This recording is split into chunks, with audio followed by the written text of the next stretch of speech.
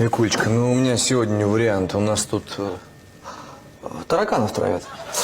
Послушай, давай лучше вечером в кафе, ну, часиков 7. Ну, солнышко мое, ну не капризничай. Что ты там купила? Вау.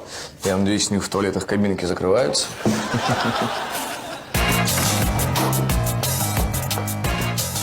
Звони своему спонсору, я согласна с ним встретиться. Да ладно, Кристина, не стоит. Как не стоит? Там 32 тысячи. Да, 32, ну он же к тебе клеится. Яна, я уверена, что на моем месте ты поступила бы точно так же. Я? Вряд ли. Короче, это наш последний шанс. Звони, договаривайся, в 7 в кафе. Спасибо, Кристина. Да ладно. Мы ж подруги.